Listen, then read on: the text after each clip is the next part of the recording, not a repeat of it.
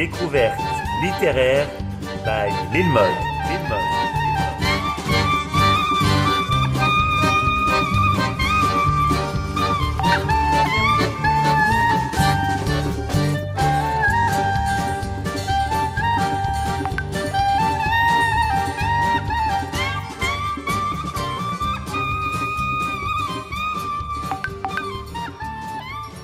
Mesdames, Messieurs, bonsoir. C'est avec un grand plaisir qu'on se retrouve pour cette cinquième émission, les découvertes littéraires by Lilmod.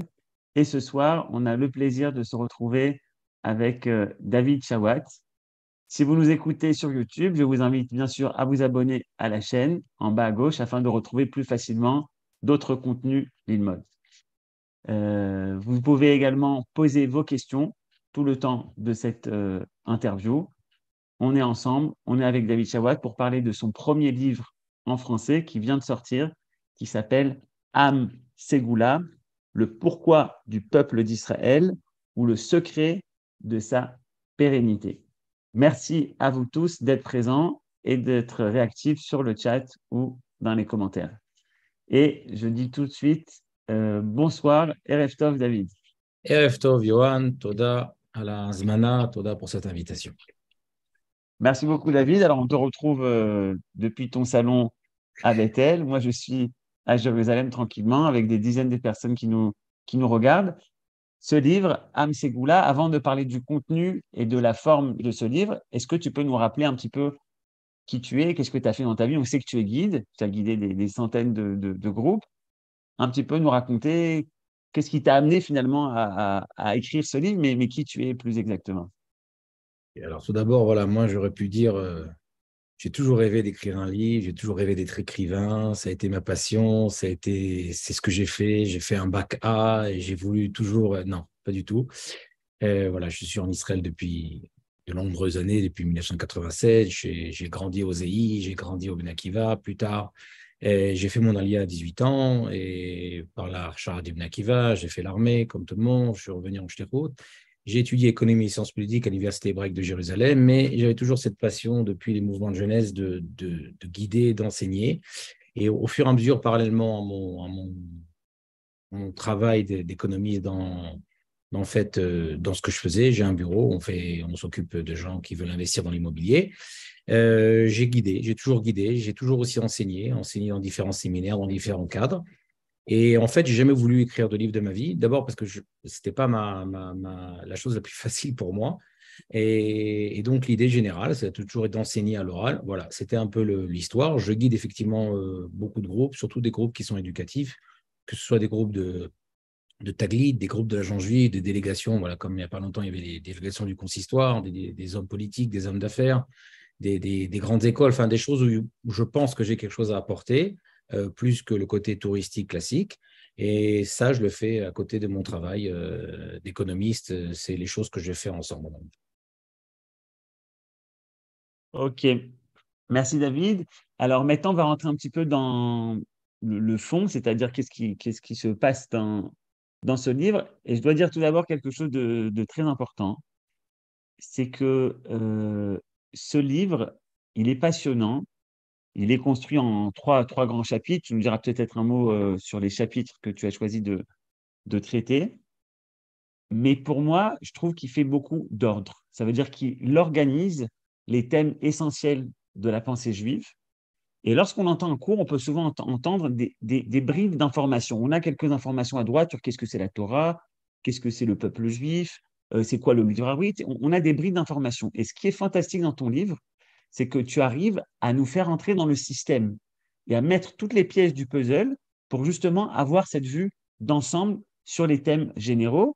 Et en ça, je trouve qu'il s'adresse aussi bien à des gens qui n'ont pas forcément un bagage en études juives, mais également des gens qui connaissent, qui ont déjà étudié, mais qui ont besoin d'organiser tout ça. Et la preuve, et c'est ça que je trouve génial dans le livre que tu as fait, David, c'est que par exemple, je peux ouvrir une page, et dans une page, je peux voir en bas, dans les annotations, tu peux aussi bien citer le traité Brachot que un livre du Tanakh, que le Sefer Ishayahu, que Avraham Livni, Manitou et Mark Zuckerberg dans la même page. Et ça, c'est vraiment Fantastique. Alors, dis-nous un petit peu sur la forme. La forme de ce livre est très spéciale. Tu as mis beaucoup de temps à l'écrire. Je crois que tu as mis 4 ans. Et tu as mis beaucoup d'intention sur quelle forme tu veux donner à cette idée. En fait, ce livre, il est né de cours que je donnais, que je continue à donner dans le séminaire du Mahonora. Et moi, en fait, mon mandat au Mahonora, il y a beaucoup de rabbinim qui enseignent. Certains enseignent des livres de pensée juive, Messiat Yesharim, des livres de Tanar, certains enseignent la halakha. Et moi, en fait, mon mandat, c'est de faire de l'ordre. C'est de prendre tous les sujets, de les clarifier, parce qu'on entend beaucoup de choses, en fait, voilà, les choses classiques. On n'est pas une religion, on est un peuple. Bon, tu veux bien me dire plus que ça? Non, mais c'est comme ça. La Torah, c'est notre nature. OK, qu'est-ce que ça veut dire?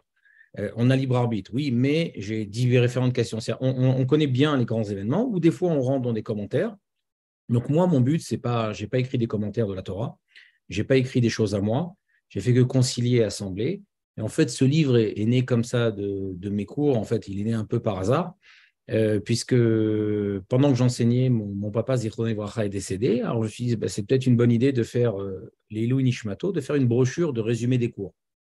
Une brochure intérieure, il n'y avait pas de but de faire de livre. Donc, j'ai pris des cours de mes élèves. C'est le moment de citer mon élève Ayala Zini, qui a été la première à me donner ses cours. Et puis, j'ai commencé à rassembler. Et puis, en fait, en rassemblant, je me suis aperçu que c'était bien. C'était bien de rassembler. Et puis, je montrais à des gens, ils m'ont dit, mais c'est bien, on a besoin d'avoir de l'ordre, d'avoir des choses comme ça. En fait, ce que tu enseignes, on ne l'a pas par écrit. Et puis, j'ai commencé à apprendre un peu plus large. Et puis, de là est arrivée en fait l'idée que c'est vrai qu'on m'a toujours demandé, je guide et j'enseigne à des centaines de personnes par an, vraiment très disparates, des gens qui découvrent qu'ils sont juifs il y a quelques temps, comme ça arrive beaucoup, dans les groupes de Taglit, ou des rabbins, ou des gens qui sont, on va dire comme ça, dans la communauté classique. Et en fait, tout le monde me dit, si jamais voilà, de ce que tu parles, est-ce qu'on peut trouver ça dans un livre? Alors, c'est vrai qu'il y a des livres qui sont extraordinaires, mais qui sont peut-être plus difficiles pour la synthèse. Si on prend les livres là, du Rav Benogros, de Manitou, voilà, le fameux livre d'Avraham Livni, on a tous grandi sur ce livre, aujourd'hui, ce n'est pas évident de trouver les choses organisées, arrangées. Et en fait, c'est venu de ce besoin. Et là, en fait, j'ai commencé à me dire, il faut peut-être que je fasse un livre. Et en fait, de là est arrivée cette volonté. Justement, au départ, moi, quand j'ai conçu ces cours-là, ils étaient conçus justement pour synthétiser, pour faire de l'ordre et pour justement voilà, mettre des sources. Souvent, des personnes me disent « Ah, mais je ne savais pas que c'était écrit là. Je ne savais pas que c'était là. Je ne savais pas que c'était ça. » Et en fait, quand on regarde les choses, on les met un petit peu dans l'ordre. Et comme c'était au départ fait pour enseigner en faisant de l'ordre, en fait, le livre est sorti de cette manière-là en faisant de l'ordre. Parce qu'au départ, c'était le but des cours, qui ne devait pas être un livre, mais qui devait rester à l'oral. Donc, en fait, c'est un peu ça l'idée de la naissance du livre, quoi. Alors, le challenge est vraiment réussi parce que vraiment, tu nous fais d'ordre. J'ai envie de dire, en fait, tu es allé à la cueillette, quoi. Ça veut dire que tu es allé à la cueillette de Hidushim, d'enseignements qu'on connaît à droite à gauche, et tu as réussi à les réorganiser. Mais il y a une autre particularité, c'est qu'en fait, tu fais appel j'ai envie de dire, à des intellectuels non juifs qu'on n'a pas l'habitude de trouver dans des livres de pensée juive. Bon, on a l'habitude de trouver le Malbim, le Rav Kook, le Maharal, mais là, on se retrouve, tu nous parles d'Alphonse Daudet, il y a toutes sortes de Churchill, toutes sortes de philosophes russes, anglais. Pourquoi avoir fait appel finalement à des gens qui sont, entre guillemets, qui ne sont pas de chez nous, quoi, des gens qu'on n'a pas l'habitude de rencontrer dans des textes juifs?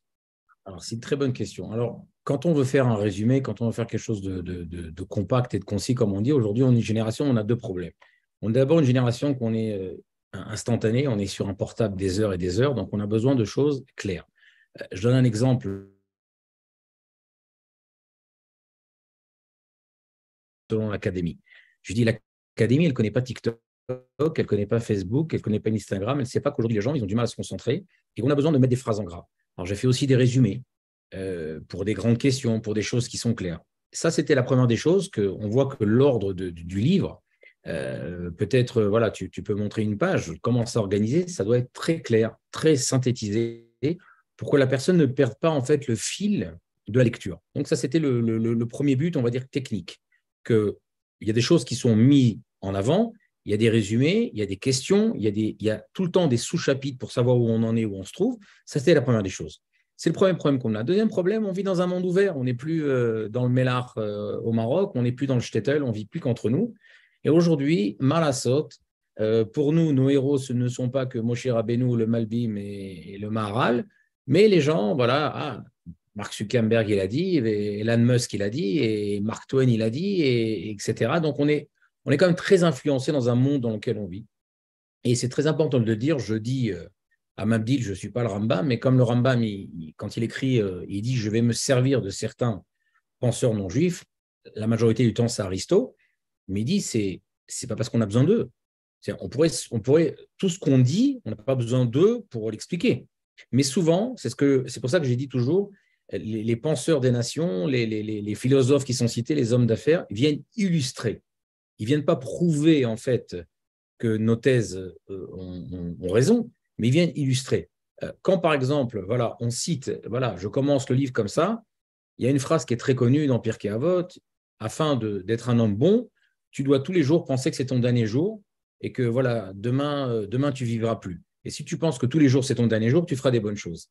Ok, alors si on dit ça à un jeune ou même à un moins jeune, bon, ok, c'est bien, c'est intéressant. Mais quand Steve Jobs va faire le discours le plus célèbre de graduation à l'université d'Harvard, en citant ça, en disant, moi dans ma vie, quand j'avais 18 ans, j'ai rencontré un homme qui m'a dit, vis chaque jour comme si c'était le dernier jour de ta vie. Il dit, c'est comme ça que j'ai réussi. Ah, ben, si Steve Jobs, il a dit, ok, alors on n'a pas besoin de ça, c'est dans Pirkei Avot. Mais souvent, ça nous permet encore une fois, de comprendre mieux. Et l'autre chose, c'est que, écoutez, les gens qui viennent de France, ils ont grandi avec un monde. Ils ont grandi effectivement avec Mark Twain, ils ont grandi avec Voltaire, et ils ont grandi avec Lamartine. Et ça fait partie de leur monde. Alors même si, encore une fois on n'a pas besoin d'eux, mais d'entendre que, ah bon, alors donc vous allez me dire que Nietzsche, il a dit exactement comme nous, et Pascal comme nous. Tout à fait. C'est-à-dire que oui, il y a des gens qui disent comme nous, et en fait, ça rassure un peu les gens, ça leur montre qu'on n'est pas une secte bizarre qui avons des pensées bizarres, qu'on est les seuls à penser. Mais si les gens du monde entier nous regardent et pensent comme ça, alors nous, ça nous fait approcher beaucoup plus intelligemment. Et je vais te donner un exemple. Je guide depuis des années les grandes écoles de France, le M de Lyon, l'EDEC, HEC, ESSEC, etc. Dans ces groupes-là qui viennent, c'est l'élite de la France, hein, c'est vraiment le top de la France, viennent des juifs et des non-juifs. Et c'est surprenant de voir les juifs qui, d'un coup, en regardant le regard des non-juifs sur les choses du judaïsme qu'on explique, les choses du peuple d'Israël, l'histoire, la politique, la géographie, l'économie, d'un coup, avant ils avaient entendu ces choses-là. Mais d'un coup, quand ils voient un non-juif être étonné par ces mêmes choses, en fait, ça nous remet en question que nous, tout est évident pour nous. Mais quand on voit un regard extérieur, d'un coup, on se dit waouh. Alors, si lui, il dit, ça veut dire que manifestement, c'est vrai. Super. Je continue une dernière question sur la forme, puis après on passera dans le fond, dans les idées. Je vois que tu as eu beaucoup de recommandations au livre. On peut citer le Rav Aviner, le Rav Wojko, le Rav Yechiel Brandt, le Rav René Gutmann ou encore le Rav Yaakov Sitruk. Il t'a même Shmuel Frigano qui t'a écrit une recommandation. Et je vois surtout que c'est les Louis Nishmat de ton père. Et en particulier, tu l'as mis au Rav Yoshua Zuckerman. Alors pourquoi le Rav Zuckerman a été tellement important? Alors voilà, comme ça, dans l'histoire, comme ça, j'ai perdu mon papa. Et puis un an et demi après, c'est ma maman qui est partie. Alors je me suis dit, bon, là, vraiment, j'ai un signe que voilà, je vais faire ça pour mes parents. Il y a des gens qui font un Sefer Torah. Je lui dis, ben, moi, je vais investir cet argent-là que je veux faire pour faire un livre. Donc c'est pour ça que j'ai paraphrasé Manitou qui dit, en l'honneur de mes parents, de mes pères qui m'ont donné ma carte d'identité, qui m'ont donné ce qui m'appartient, mon identité, on va dire mon code génétique, et en l'honneur de mes maîtres qui m'ont donné ma charte, donc ma façon extérieure de vivre. Et effectivement, j'ai eu la chance d'étudier avec beaucoup de rabbinim, et c'est pour ça que je dis que moi, j'ai rien mis de moi-même, mais effectivement, je ne peux pas, on va dire comme ça, ne pas citer le Rav Zuckerman, Zecher Tzadik Levracha, qui a été pour moi, comme beaucoup de personnes, une source, on va dire comme ça, tellement incroyable dans la méthode éducative, pour tout en général, mais dans cette méthode éducative, comment en fait parler de la Torah du peuple d'Israël. Et en fait, cette méthode-là qui dit que si on rapproche les gens par des actes, si on ne s'attache pas à ces actes, on a perdu la personne. Ou si on rapproche avec la terre en disant, voilà, il y a une terre, tu es sioniste, moi, je ne m'attache pas à la terre, j'ai perdu la personne. Par contre, on a un point où on ne peut pas ne perdre la personne puisqu'elle est avec nous quoi qu'il arrive. C'est lui dire, on fait partie d'un peuple. Et une fois qu'on est attaché à ça, il ne peut pas se sauver qu'il est attaché à ce peuple. Ima en hébreu, c'est la même racine que Uma, nation. Notre mère, c'est notre mère. On l'aime pas, on n'est pas d'accord, on n'est pas d'accord. Mais si on ne la connaît pas, ça reste notre mère. Et en fait, cette approche-là, elle est tellement incroyable. Et pour moi, c'était tellement important de le citer parce qu'il a changé, pas uniquement pour moi, mais il y a tellement de projets, il y a tellement d'éducateurs, des gens qui parlent hébreu ou des gens qui parlent français, qui ont puisé ces mêmes sources. Et quand il est décédé, le nombre de gens qui ont dit, mais moi, c'était mon maître, c'est de lui que j'ai appris, etc., d'un coup, à l'armée, dans la politique, dans les affaires, pour moi, c'était important. Et j'avoue que, voilà, une des choses qui m'a le plus ému, c'est quand j'ai apporté le livre à sa femme, la rabbinite Malka Zuckerman. Pour moi, c'était important. Pour moi, c'était important. J'ai vu qu'elle était contente. Et pour moi, c'était important de dire, voilà, j'ai pas eu l'occasion de l'amener au Rav, même si je l'ai commencé quand il était encore en vie. Mais c'était important, cette continuation, parce que, on va dire comme ça, son esprit est dedans. Son esprit est bien dans le livre. Sa façon de penser, sa façon justement de mettre le point, de mettre le doigt de façon pédagogique sur le peuple. Il y a une chose que je peux dire, après avoir guidé, on va dire, et enseigné à des milliers de personnes, cette méthode, c'est la méthode qui marche, c'est la méthode qui fait que les gens se rapprochent, parce que les gens, en fait, ils n'ont pas où se sauver d'approcher de cette approche à ce peuple. La seule chose qu'ils peuvent décider, c'est oui, est-ce que, j'exprime cet attachement à ce peuple ou pas? Ça, oui, ça dépend d'eux. Mais le fait qu'ils appartiennent à ce peuple, ça ne dépend pas d'eux. Ça, c'est une chose. Maintenant, par rapport au rabbinim, je pense qu'il y a un point qui est vraiment extraordinaire, et ça, je remercie Dieu, c'est que, ben, en fait, il y a des recommandations de différentes rabbins de différentes sortes. C'est-à-dire qu'il y a, on va dire comme ça, les rabbins du sionisme religieux que tout le monde connaît, le Rav Aviner, le Rav Voshko, le Rav Cherki, le Rav Benishai. Mais il y a le Rav Brand, qui est une sommité toranique en France du Mont Haredi. Il y a le Rav Sitruk, qui vient aussi du Mont Haredi. Vous avez cité, tu as cité aussi le professeur Shmuel Trigano. Et qu'en fait, cette même méthode-là, cette même façon de penser, elle nous fait comprendre qu'on a une seule Torah. C'est vrai qu'on peut l'exprimer de différentes manières. Shivim Panim la Torah, on était 12 tribus, il y a Bet Shammai, Bet Hillel, mais on a un tronc commun tellement grand que c'est extraordinaire que tout le monde est étonné. Mais comment des rabbins différents ont donné une recommandation? J'aurais dit, écoutez, quand on parle de choses qui sont communes à tout le monde, il n'y a pas de raison que tout le monde ne soit pas avec nous. Et ça, je pense que les gens, des fois, ils ne l'attrapent pas. Et là, on voit très, très bien que les gens l'ont attrapé, qui sont d'accord à mettre une recommandation sans avoir peur, quoi. Alors, à travers la couverture, Toda David, à travers cette couverture, on va découvrir ensemble pourquoi cette couverture. Est-ce que tu peux nous décrire, nous lire le titre, pourquoi ce titre, pourquoi cette illustration? Ok, alors tout d'abord, il faut remercier deux personnes. Beshem Omram. Alors, la première personne, c'est l'idée de la couverture. C'est une personne que j'ai guidée, qui depuis est montée en Israël, qui s'appelle Claire Choukron, qui m'a donné pardon, cette idée de couverture, que je vais expliquer tout de suite. Et la réalisation, ça a été par Nissim Selam, qui est un graphiste de génie. Et ces deux personnes-là ont fait que, même si jamais l'idée était bonne, elle n'aurait pas été ce qu'elle était. L'idée générale de Am Segula, en fait, le titre dit qu'on est un peuple. C'est mal traduit par un peuple élu, parce que souvent on a l'impression que voilà, on a été choisi, on a fait Amstramgram et on a été choisi. Mais si on regarde la racine de Segula, c'est aussi un peuple qui est Mesougal, qui est capable. On a une capacité, on a une particularité particulière. Et chaque peuple a une particularité. Et nous, notre particularité, on va découvrir c'est laquelle. On a une particularité, quelque chose. Mais en dessous, je dis le pourquoi du peuple d'Israël. Donc, c'est quoi notre mission, c'est quoi notre but, c'est quoi notre particularité. Mais je dis où le secret de sa pérennité. Ça veut dire qu'en fait, dans cette équation-là, on a déjà la réponse à la question.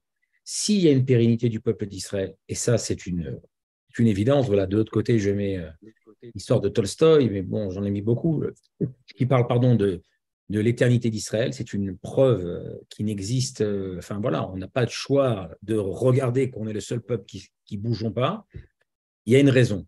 Et en fait, ça, je le dis, Amzo Yatsar Tili, Tilati Saprou. Je crée ce peuple, je l'ai formé pour qu'il raconte ma gloire. De ce fait, on ne peut pas disparaître puisque nous, on a la mission de Dieu de raconter sa gloire. Donc, c'est évident. C'est ça le. Alors, en fait, c'est pour ça ça le rôle du peuple juif. Le rôle du peuple juif, et c'est ce qu'on exprime dans le c'est d'apporter la lumière au monde. Et si on revoit en fait la couverture, c'est une menorah en fait qui éclaire le monde. Alors en bas, on a voilà des photos de capitale. Alors tout le monde dit mais c'est quoi? Pourquoi on voit le Coliseum et la Tour Eiffel et Manhattan, etc., c'est qu'on regarde de façon claire qu'effectivement, cette menorah, qui représente effectivement le cœur du peuple juif dans l'esprit, eh ben, il éclaire l'humanité. Maintenant, quand on dit aux gens, on est élus, on est les meilleurs, alors à ce moment-là, à la limite, on crée comme ça, un mauvais sentiment, quoi. Vous prenez pour qui? Mais si on explique Animosité. qu'on a chacun une animosité, Toda, si on a chacun un rôle, alors on va dire comme ça, nous, notre rôle, c'est ce que j'explique dans le livre, mais c'est intéressant parce que ça, quand on le voit avec tellement de personnes qui vont raconter la même chose, notre rôle, c'est d'apporter la morale au monde, d'apporter, encore une fois, comment se comporter dans le monde. Ça, c'est notre rôle. De la manière qu'on va dire comme ça, je n'ai pas les cartes du ciel dans la main, mais de la manière que les Français ont apporté la philosophie, ont apporté les arts, les Grecs ont apporté les mathématiques, les Allemands ont apporté les sciences, la musique, etc. Chaque nation, elle a un apport à l'humanité. Nous, c'est notre apport. Et pourquoi c'est intéressant? Parce que justement, dans l'esprit, on le voit à tel point comment c'est, on va dire comme ça, c'est présent dans l'humanité.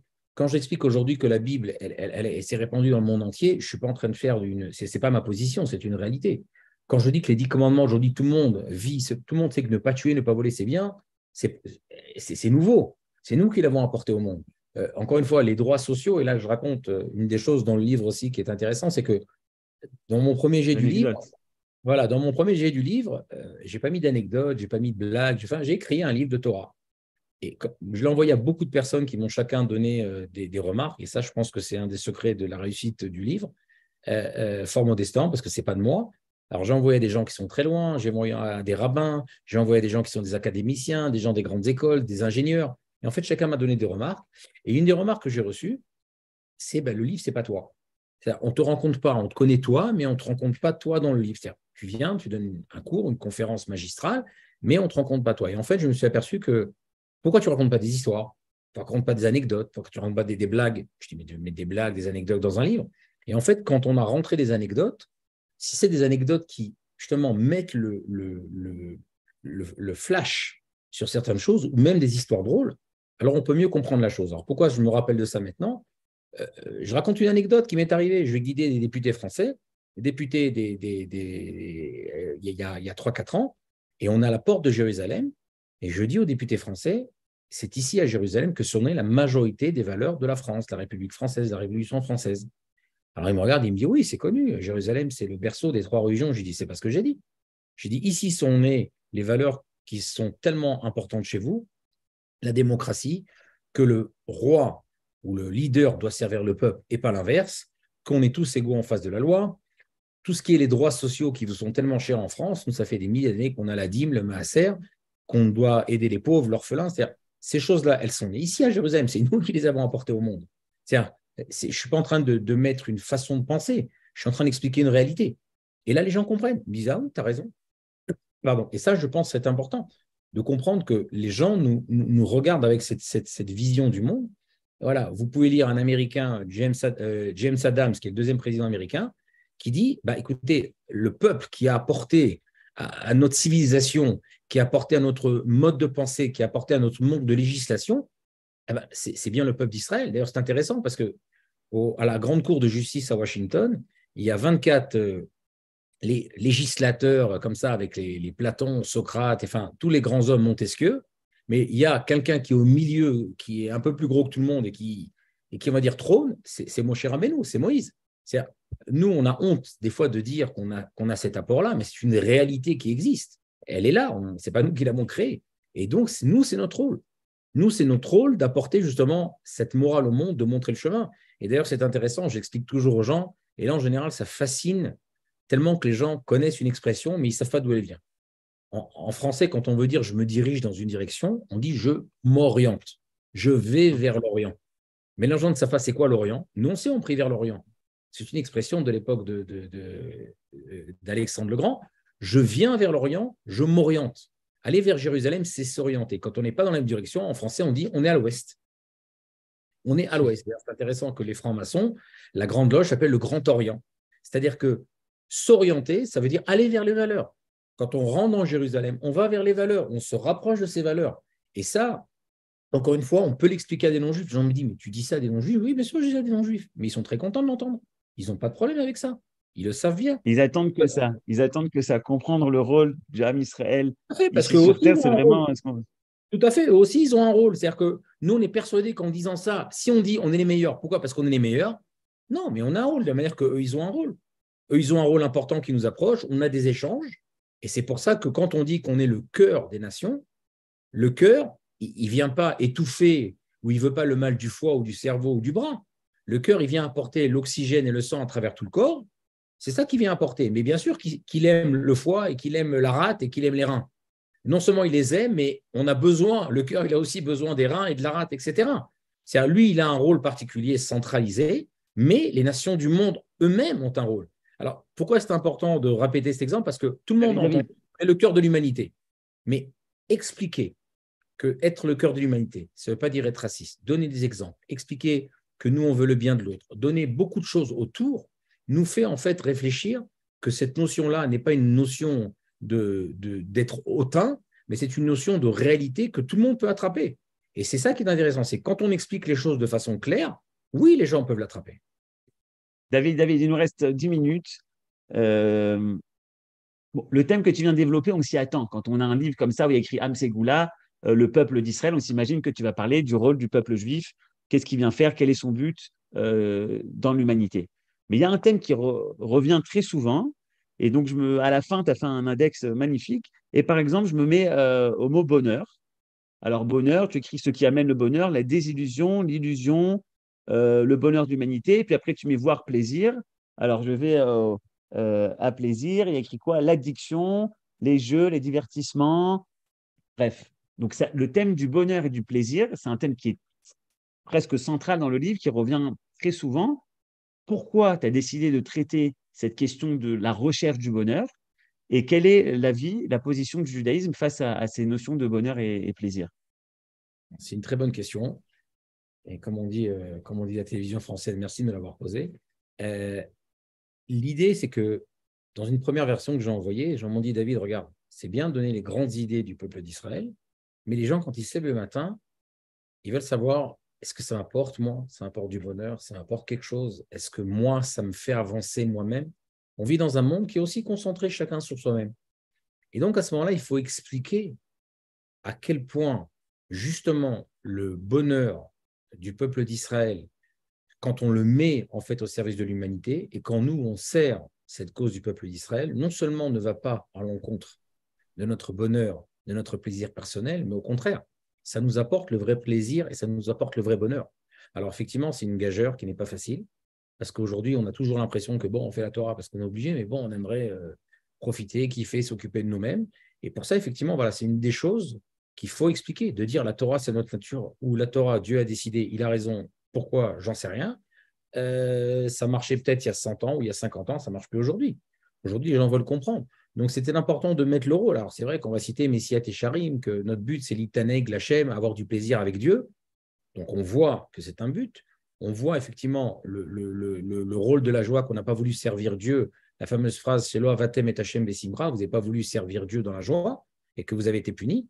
Mais on doit expliquer en quoi, comment mêler justement l'accomplissement de mon rôle au sein du peuple d'Israël et du peuple d'Israël au sein de l'humanité, comment moi, ça m'apporte mon bonheur. C'est pour ça qu'au début du livre, j'ai cité une grande citation de Mark Twain qui parle du rôle du peuple d'Israël. Et juste après, il y a la fameuse lettre de Yoni Netanyahou qui parle qu'à la fin de sa vie, il veut savoir qu'il a fait ça, il a fait ça, il a fait ça.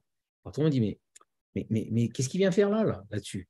Eh bien, parce que c'est important que la personne, même quand il fait une grande mission, il fait des grandes choses, il fait des chants spirituels, il fait des bonnes choses, il veut savoir que lui, ça lui apporte son bonheur personnel, ça lui apporte sa vie. Et ça, par exemple, quand dans la deuxième partie, donc la première partie, j'explique le rôle du peuple d'Israël en général, qu'est-ce qu'on fait là, ça veut dire quoi être Am Ségoula, c'est quoi le libre arbitre, c'est quoi l'instrument de notre rôle au fin du monde. La deuxième partie, je m'attaque, c'est quoi le peuple d'Israël, pourquoi on n'est pas un peuple comme les autres. Donc là, j'explique en gros, en fait, que nous, on a été créés par Le Dieu. lien avec la Torah. Voilà, on a été créés pour cette mission, on ne s'est pas mis ensemble parce qu'on a voulu. Donc de ce fait, le fait d'être collectif, c'est notre essence. On n'a pas choisi d'être ensemble. On fait partie d'une famille, ok, quoi qu'il arrive. Même si on veut se détacher, on est toujours partie de la famille. Et après, il faut expliquer le lien du peuple avec la Torah. Et il faut expliquer en quoi la Torah, c'est de nature. Et si on explique bien que la Torah, c'est de nature, alors on peut comprendre que c'est pour notre bonheur. Alors, je cite par exemple, voilà, quelqu'un qui a très bien expliqué ce que nous dit le Rambam. Mais là, le langage de Rambam, on a du mal peut-être à le comprendre dans Shmoni Prakim. Bossuet va dire, la liberté, ça ne veut pas dire de faire ce qu'on a envie, mais de faire ce qui est bien pour nous. Et c'est ce que nos Chachamim nous disent. Quand on fait la Torah, c'est bien pour nous. Alors maintenant, on dit, oui, mais des fois, je n'ai pas l'impression. Oui, de la manière que moi, quand je m'arrête au feu rouge, eh ben, je suis pressé, j'aurais bien grillé le feu rouge. Mais c'est pour mon bien. Si je comprends que c'est pour mon bien, donc je vais le faire. Même si des fois, ça va me donner l'impression de m'astreindre à une contrainte, mais je suis content d'avoir cette contrainte parce que cette contrainte-là, eh ben, elle me permet de vivre. Mais non, ça, il faut l'expliquer. Ça, faut lui donner un sens. J'ai donné un exemple. Voilà. Par exemple, voilà, les gens m'ont dit comment tu mets une histoire drôle dans un livre de Torah. Eh ben justement, pour répondre au côté du plaisir. Les gens, ils ont l'impression qu'ils font une faute et puis il y a une main méchante qui sort d'un mur et qui leur donne un coup. Et donc, en fait, ça n'a rien à voir avec ce qu'ils ont fait. C'est juste parce qu'il fallait écouter la main qui lui a dit de faire ça. Souvent, on a une image un petit peu enfantine comme ça de la Torah et d'Akadosh Baruch Hu. Nos sages nous disent effectivement, quand on faute, il y a une punition. Mais pourquoi il y a une punition? Parce que c'est notre nature. Alors, de la manière que quelqu'un, quand il mange trop de gras, il va se sentir mal, il va avoir des relents. Quelqu'un qui mange trop de sucre, il va se sentir mal. Ce n'est pas une punition. C'est une réaction de son corps au fait qu'il n'a pas été selon sa nature. Et la blague que je mets, c'est il y a deux camionneurs qui sont avec un camion de 4 mètres. Ils arrivent devant un tunnel, il n'y a écrit pas plus que 3,50 mètres. Il y a un des deux camionneurs qui descend et au bout de 2 minutes, il revient et dit c'est bon, tu peux venir, il n'y a pas de flic. On dirait que la personne, elle fait les choses parce qu'on va l'attraper. Mais si la personne mange mal et se sent pas bien, eh ben, c'est contre elle-même. C'est pas qu'elle va avoir une punition. Et tout ça pour répondre à ta question, c'est que quand on parle du bonheur et du plaisir, on a l'impression que faire ce qu'on a envie de faire, alors c'est le bonheur.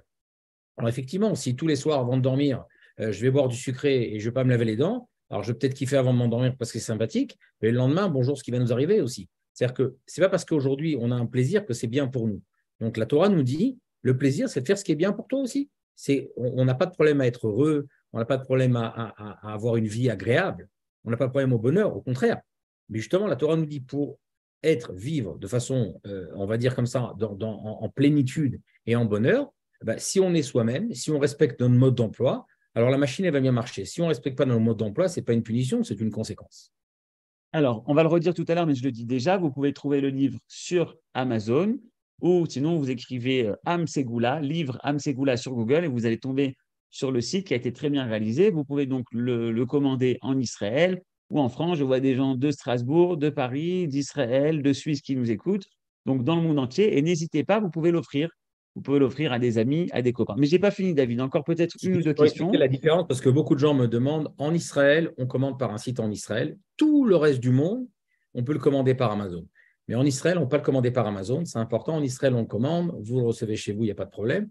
Par contre, en dehors d'Israël, on peut le commander par Amazon. Et à propos de cadeaux, voilà, il y a des gens qui me disent, j'ai envoyé à mon cousin au Maroc, j'ai envoyé à mon cousin en Australie, mon oncle, ça c'est incroyable. Alors, pour la petite histoire, quand vous commandez un livre pour quelqu'un à l'étranger par Amazon, il arrive beaucoup plus rapidement que la poste en Israël. C'est incroyable. En plus, eux, ils impriment le livre. Mais bon, on passe à la troisième partie. À la troisième partie du livre, ça aussi, elle est surprenante. Donc, bon, la première, tu parles du lien entre qu'est-ce que c'est le peuple juif, qu'est-ce que c'est la Torah, le lien qui unit ces deux choses. Et la troisième partie, tu l'as intitulée comme ça, les influences extérieures et comment les surmonter. Et donc, tu parles des influences du milieu, de la culture occidentale, tu parles du christianisme. Pourquoi tu as senti ce besoin de parler donc, des influences extérieures? Ben justement, quand j'enseignais, les gens me disaient c'est super, on a compris le rôle du peuple d'Israël, on a compris que la Torah c'est de nature, mais comment c'est que c'est si difficile aussi des fois, même si on nous expliquait, de ressentir certaines choses? Alors, d'un coup, on s'aperçoit qu'il y a des influences qui sont là depuis très longtemps. Je vais donner quelques exemples. Le fait qu'aujourd'hui, les gens sont persuadés que l'homme est mauvais et qu'en fait, il faut aller contre sa nature et en fait, il faut braver. Voilà, je me rappelle très bien, j'étais en France, il y avait un prof qui nous disait la mitzvah de la souka, c'est quand il fait froid et on souffle dehors. Voilà, c'est très bien, mais juste, c'est pas la halakha. Deuxièmement, ça ressemble à quelque chose qui ne nous ressemble pas. C'est des influences qui ne sont pas juives. De dire que le fait de souffrir et apporte à la mitzvah, alors c'est vrai que nos sages nous disent plus on fait un effort, plus on a un mérite, mais il n'y a pas de mitzvah de souffrir. Et donc, c'est important que c'est une influence. Ou de dire il n'y a pas de libre arbitre, Bah oui, parce que quand on a grandi avec la grâce chrétienne ou le mektoub, tout est écrit chez les musulmans, il y a certaines personnes, voilà, il y a une élève un jour qui m'a dit, moi, je ne ferai aucun effort pour me marier. Si Dieu il veut que je me marierai. C'est bien, mais ce n'est pas juif. Et on a beaucoup d'influences comme ça qui sont rentrées, ou des influences qui ressemblent beaucoup à ce qu'on appelait le droit d'indulgence. Vous avez des gens de la mafia qui peuvent tuer des gens, ils vont en rabbin, ils leur donnent de l'argent et puis tout est pardonné. On peut continuer à tuer, on peut continuer à voler. Ça n'a pas de sens, mais ce n'est pas de chez nous, ces influences-là. Il y a beaucoup de choses qui ne sont pas de chez nous, ou l'époque messianique. Il y a des gens qui sont obnubilés par l'homme messie. Alors que nos Chachamim nous parlent de l'époque messianique où il y a un changement et bien sûr, il y a à la fin un homme qui arrive qui est un leader. Mais c'est l'époque et les changements qui avancent qui sont importants. Mais quand on a grandi pendant des milliers d'années, on nous expliquait qu'il y a un homme qui va venir, il y a un homme, et c'est tout, c'est lui qui est important. C'est pas de chez nous. Ou les influences de la culture occidentale. Quand je parle de la culture du bruit, tout celui qui est parti à un mariage voit ce que je veux dire.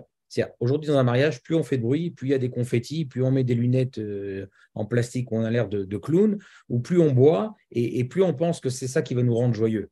On sait que ça, c'est la culture occidentale qui nous a rentré chez nous, que plus on fait de bruit, plus on oublie qui on est, en fait, et plus, en fait, on a l'impression d'être heureux parce qu'on oublie notre réalité véritable. Mais ça, c'est des choses qui sont rentrées chez nous, qui sont rentrées dans le monde juif. Et c'est des choses qui nous empêchent, justement, on va dire comme ça, de ne pas être nous-mêmes. Et c'est ça qui est un peu gênant, parce qu'en fait, ça nous bloque dans notre partie pour ressentir certaines choses. Et ça, on le ressent, et quand les gens lisent, ils me disent, mais c'est exactement ça. Écoutez, il y a une des personnes qui a lu le livre, qui m'a dit, mais c'est quoi l'homme est bon? Mais on m'a toujours dit, moi, à l'école, que l'homme n'était pas bon. Je dis, non, vous avez raison, dans le monde chrétien, l'homme n'est pas bon. Chez nous, on dit, Shlomo Ameler nous dit que l'homme est bon au départ. Point. L'homme est bon au départ. Ce n'est pas une réalité que moi, ce n'est pas une réalité que j'ai décidée. Mais quand tellement qu'on a entendu que l'homme est mauvais, maintenant, vous allez me dire, mais en quoi ça nous influence? Eh bien, tout notre système éducatif, ce n'est pas le même. Si on pense que l'homme est mauvais, alors on va plus de façon éducative parler de la peur, de l'enfer, des punitions, parce que l'homme, il est mauvais. Mais si l'homme, il est bon, on essaie de l'attraper, de lui faire comprendre, reviens à toi-même, sois toi-même. On le voit, il y a des influences énormes, énormes. Et par rapport à Israël, au besoin de se retrouver en tant que peuple, on peut le voir de façon évidente. Les Juifs des pays qui n'ont pas été sous le christianisme, quand on a parlé d'Israël, ils sont revenus tout de suite. Que ce soit les Juifs d'Afrique du Nord, les Juifs d'Irak, les Juifs d'Iran, les Juifs d'Éthiopie, les Juifs du Yémen, les Juifs du Kafkaz, les Juifs les Boukharim, de Géorgie, tous ces gens-là, ils n'ont pas eu d'influence chrétienne, et pour eux, ils avaient beaucoup moins de problèmes, on va dire que, je sais pas, de sémantique. Quand on a dit le peuple se retrouve, ils sont venus.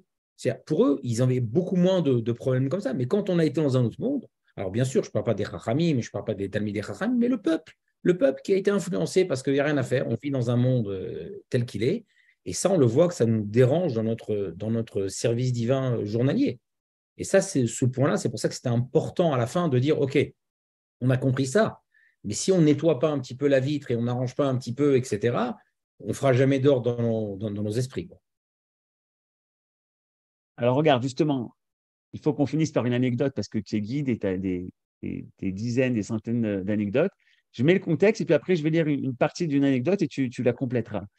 C'est une anecdote qui a eu lieu il y a quelques années. En fait, tu te trouves au Mont Herzl et tu guides un programme Taglit. Et comme vous le savez peut-être, dans Taglit, il y a toujours un soldat qui vient accompagner, pendant une partie du voyage, qui vient accompagner donc, le groupe de Français. Donc, imaginez une trentaine de Parisiens qui arrivent de Paris à Taglit pour faire un tour avec David Chabat pendant une semaine.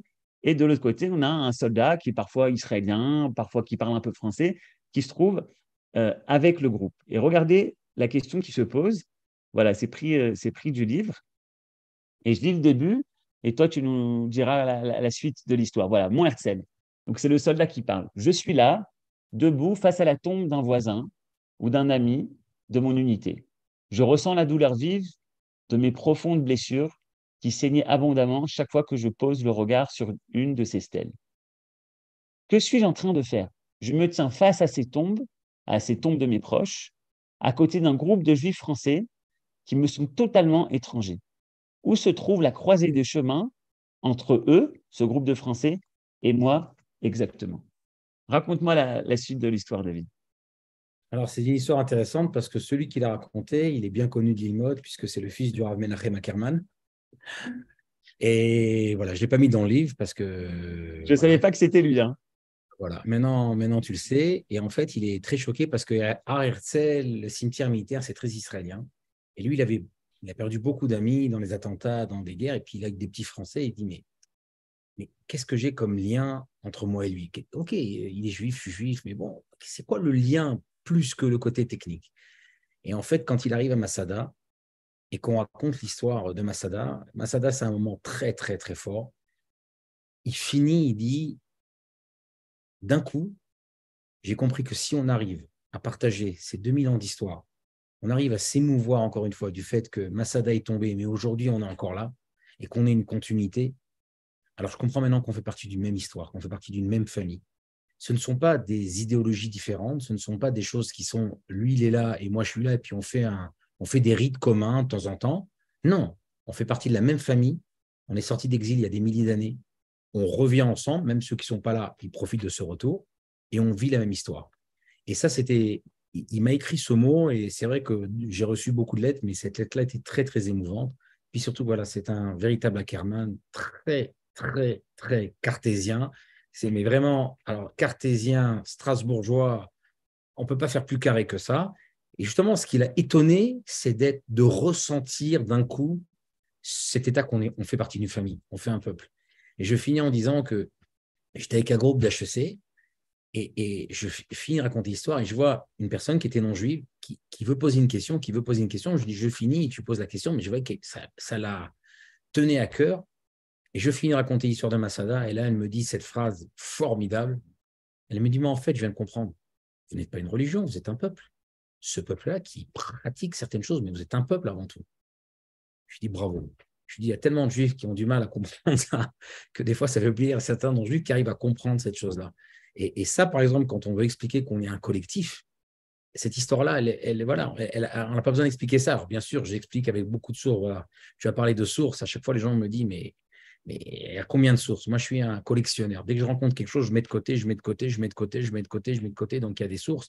J'ai eu la chance de passer sur le chasse, d'Afiomi, une fois et demie. Donc, à chaque fois, je trouve une histoire, je la mets de côté. Je lis un livre, je mets de côté. Je vois quelque chose, je mets de côté. Mais d'un coup, on s'aperçoit que tout se converge vers cette histoire-là.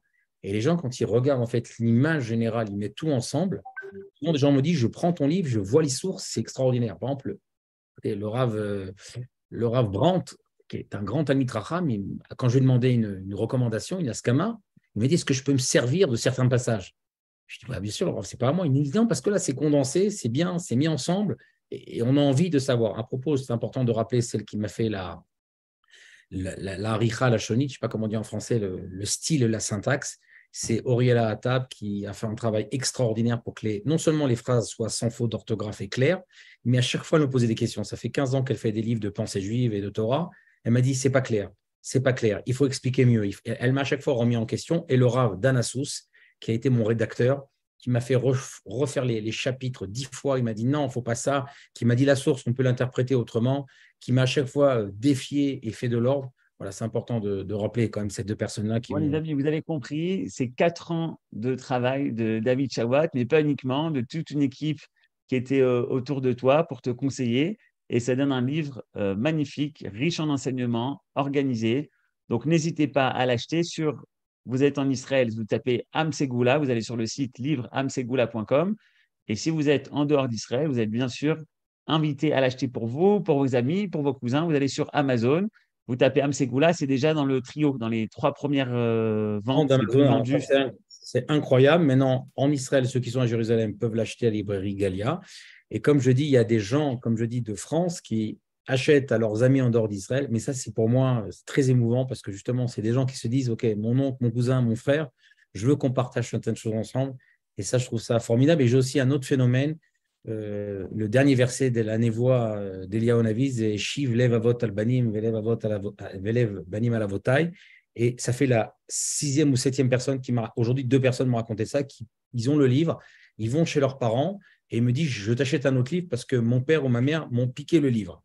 Donc je dis, je dois faire un deal comme ça, d'avoir le livre pour le père et le fils. Et ça, je me dis, si jamais un enfant, il arrive à lire le même livre que ses parents, alors, Baruch Hashem, Akol Besiata Dishmaya, encore une fois, c'est vraiment beaucoup de choses qui sont arrivées du ciel. C'est vraiment pas ma capacité première d'écrire quelque chose. Mais encore une fois, j'ai mis beaucoup de moyens financiers pour que des gens m'aident, pour que des gens rédigent, etc. Et moi, j'ai fait un peu l'idée générale et le condensé. Et Baruch Hashem, on espère. C'est important de finir quand même, on dit par une blague, je la mets au début, mais la blague des auteurs juifs disent l'important, ce n'est pas de lire le livre, mais de l'acheter.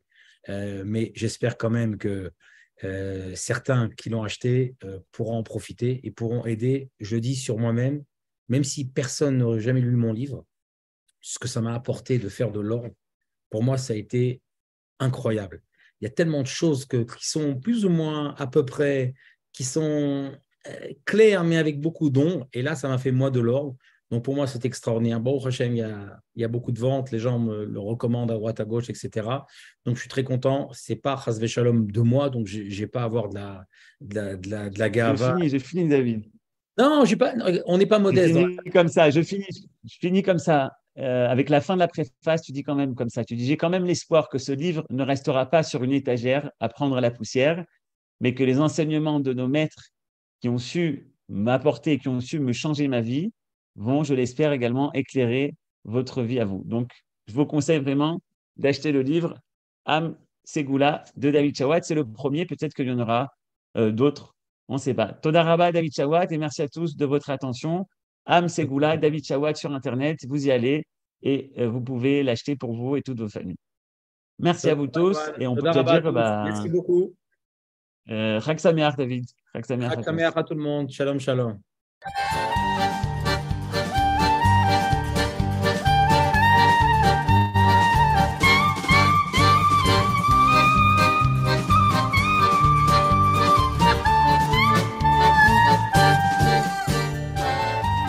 Les découvertes littéraires by Lilmod.